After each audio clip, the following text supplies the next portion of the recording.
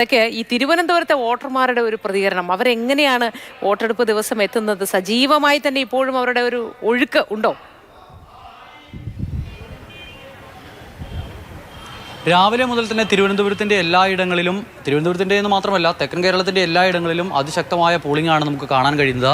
ഈ നട്ടുച്ച സമയത്തും ഇങ്ങനെ ക്യൂ നിൽക്കുന്ന ആളുകളെ നമുക്ക് കാണാൻ കഴിയുന്നുണ്ട്. തിരുവനന്തപുരത്തെ ചൂട് എന്ന് പറയുമ്പോൾ 32 ഡിഗ്രി 33 ഡിഗ്രി ചൂടാണ് താപനില കാണിക്കുന്നത് എങ്കിൽ കൂടി നമുക്ക് അനുഭവപ്പെടുന്ന ചൂട് എന്ന് പറയുന്നത് ഏകദേശം 42 ഡിഗ്രി എന്നുള്ളതാണ് കണക്ക്. ആ ചൂടിലാണ് ഇത്രയധികം ആളുകൾ ഇങ്ങനെ വന്ന് ക്യൂ നിൽക്കുന്നത്. സാധാരണ നിലയിൽ ഉച്ചയൊക്കെ ആകുമ്പോൾ ഈ തിരക്കിനൊരു കുറവുണ്ടാകുന്നതാണ്. പക്ഷേ ഭൂരിഭാഗം ബൂത്തുകളിലും ഇപ്പോഴും ശക്തമായി തന്നെയുള്ള പോളിംഗ് നടക്കുന്നു എന്നുള്ളതാണ് മനസ്സിലാക്കാൻ കഴിയുന്നത്. തിരുവനന്തപുരം, അതോടൊപ്പം തന്നെ പത്തനംതിട്ട തുടങ്ങിയ മണ്ഡലങ്ങളിൽ, മാവേലിക്കര തുടങ്ങിയ മണ്ഡലങ്ങളിൽ 37% പോളിംഗ് ഇതിനോടകം തന്നെ രേഖപ്പെടുത്തിയിരിക്കുന്നു.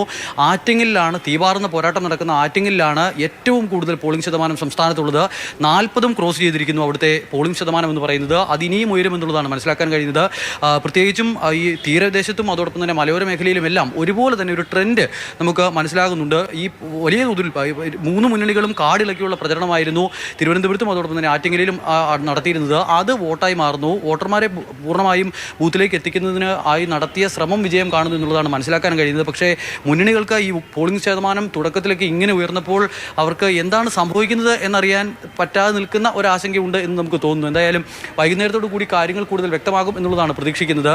ഈ തീരദേശ മേഖലയിലൊക്കെ രാവിലെ തന്നെ ആളുകൾ വന്ന് ഒരു വിഭാഗം ആളുകൾ വോട്ട് ചെയ്ത് പോയി. പിന്നീട് തിരക്കോടുകൂടി ആളുകൾ വന്ന ഇടങ്ങളിലൊക്കെ ആർക്കാണ് ജനസമ്മതി കിട്ടുന്നതെന്നൊക്കെ അറിയാൻ നമുക്ക് കാത്തിരിക്കാം.